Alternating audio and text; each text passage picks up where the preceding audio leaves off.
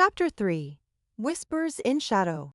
The Lost Vale Academy Library was a cathedral of knowledge, its vaulted ceilings stretching toward stained glass windows that bathed ancient tomes in pools of colored light.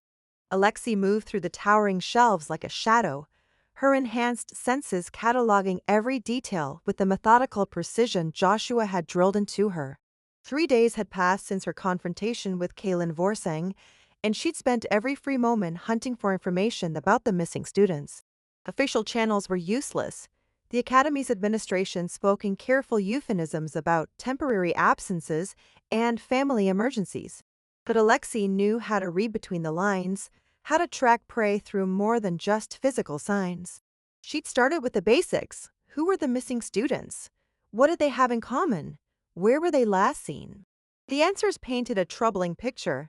7 students had vanished over the past 2 months, all from different noble houses, all with different academic focuses, all seemingly unconnected.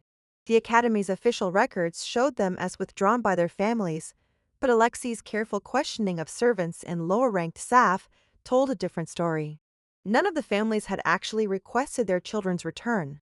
Someone's covering their tracks, she thought, running her fingers along the spines of leather-bound volumes. But they can't erase everything. The restricted section at the library beckoned from behind an ornate gate of wrought iron and protective enchantments. Alexei had been studying the security measures for days, noting the patrol patterns of the librarians and the ebb and flow of student traffic. The locks were magical, but magic always had weaknesses for those who knew how to exploit them. She waited until the afternoon lull, when most students were either in classes or socializing in the common areas. The elderly librarian, Master Corvus, had settled into his usual post-lunch nap behind the main desk. Perfect, Alexei approached the restricted section's gate with the casual confidence of someone who belonged there. Her daggers remained hidden, but she could feel their crimson glow pulsing faintly in response to her elevated heartbeat. The lock was a complex weaving of protective spells, but Joshua had taught her that every ward had a fundamental weakness: the caster's assumptions about their enemy. The Academy's security was designed to keep out students attempting crude magical override or brute force entry. It wasn't designed to stop someone who could read the flow of ambient magical energy like tracking signs in the wilderness. Alexei pressed her palm against the cool metal, feeling for the patterns of power that held the gate sealed.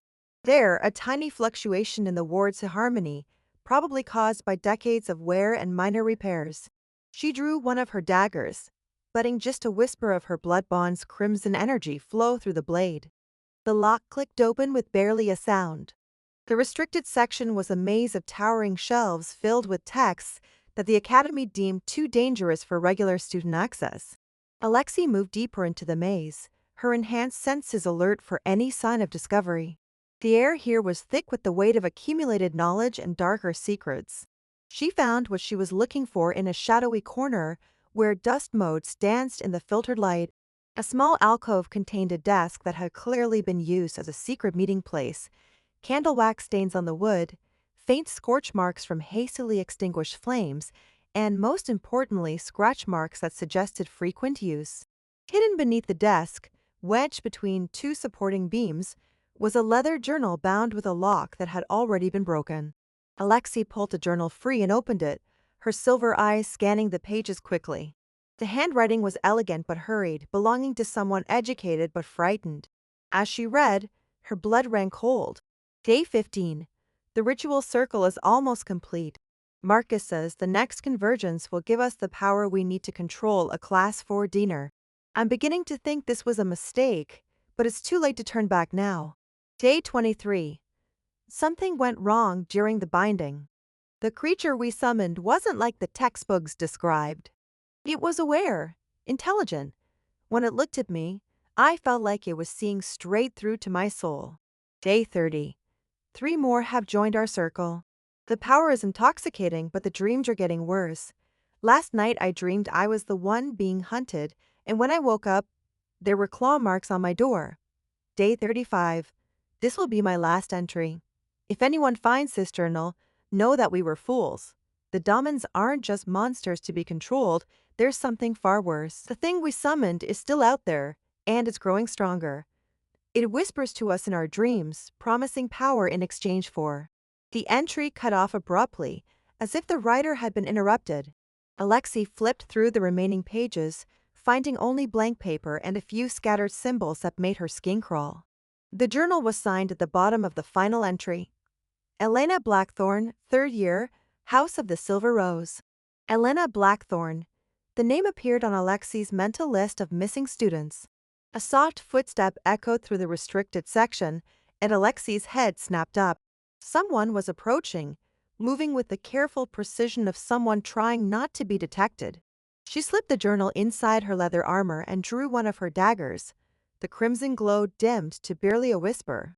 Through the gaps between the shelves, she caught a glimpse of silver hair and academy blue. Kalen Vorsong was stalking through the restricted section like a predator on the hunt, his hand resting on the pommel of his elegant rapier. He's been following me, Alexei realized. The thought should have alarmed her, but instead she felt a familiar thrill of anticipation. Joshua had always said that the most dangerous prey was the kind that hunted back.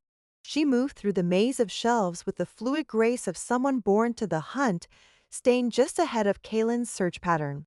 But the noble heir was more skilled than she'd given him credit for. He seemed to anticipate her movements, cutting off escape routes with the tactical precision of someone trained in more than just formal dueling.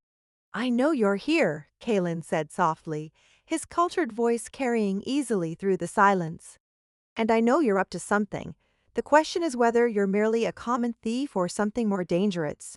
Alexei said nothing, but she could feel the tension ratcheting higher with each passing moment. This was quickly becoming a game of cat and mouse, and she wasn't entirely sure which of them was which. She reached the end of a long shelf and found herself in a small reading alcove with only one exit, the way she'd come. Kalen's footsteps were getting closer, and she could hear the soft whisper of steel being drawn from its scabbard. "You're quite good at this," he continued, his voice now coming from just around the corner. "Most students would have panicked by now, tried to run or hide, but you're different, aren't you? You've done this before." Alexei pressed herself against the wall, her dagger ready. If it came to a fight, she'd end it quickly. But something made her hesitate, perhaps the memory of Joshua's warnings about making enemies too early, or perhaps simple curiosity about what the heir of House Forsing really wanted. "I'm not here to hurt you," Kylan said, and there was something in his tone that made her pause. "I'm here because I've noticed things. Students disappearing, records being altered, and now a mysterious transfer student who moves like a professional killer and asks questions that make the faculty nervous." He stepped into view, his rapier held in a casual guard position that spoke of years of training. But his blue eyes weren't filled with hostility. They held the same calculating intelligence that Alexei had seen in her own reflection. "So the question becomes," he continued, "are you part of whatever conspiracy it is claiming our classmates, or are you here to stop it?" For a long moment, they stared at each other in the dusty silence of the restricted section. Two predators, each trying to read the other's intentions. Alexei could feel the weight of the stolen journal against her ribs, its contents burning like a brand. "I'm here to find answers," she said finally. Kalen's smile was sharp as his blade. "Then perhaps we have more in common than either of us expected, because I've been asking the same questions you have, and I don't like what I'm finding." He lowered his rapier but didn't sheath it. The missing students weren't random victims. They were all part of something, a secret society that delved into forbidden knowledge, and whatever they found, it's still out there. Alexei studied his face, looking for signs of deception. But all she saw was the same deadly focus she recognized in herself. "You could be working with them," she said. "I could be," Kalen agreed, "but then again, so could you. The difference is, I'm willing to take the risk of trusting you if you're willing to trust me." The stolen journal seemed to pulse against her ribs, its dark revelations weighing heavy on her mind. She thought of Elena Blackthorne's terrified final entry, of the creature that whispered in dreams and grew stronger with each passing day. Monsters within the walls, Joshua had warned. But perhaps some monsters could be allies against greater threats. "What do you propose?" she asked. Kalen's smile widened, and for the first time since arriving at the academy, Alexei saw something other than arrogance in his expression. She saw the same hunger for truth that drove her own relentless pursuit of answers. I propose we find out exactly what our missing classmates discovered, he said, and then we kill it before it kills anyone else. As they stood in the shadowed alcove, surrounded by forbidden knowledge and dark secrets, Alexei felt the first stirrings of something she thought impossible: hope. Not for herself, but for the hunt that lay ahead. The game was changing, and she was no longer playing alone.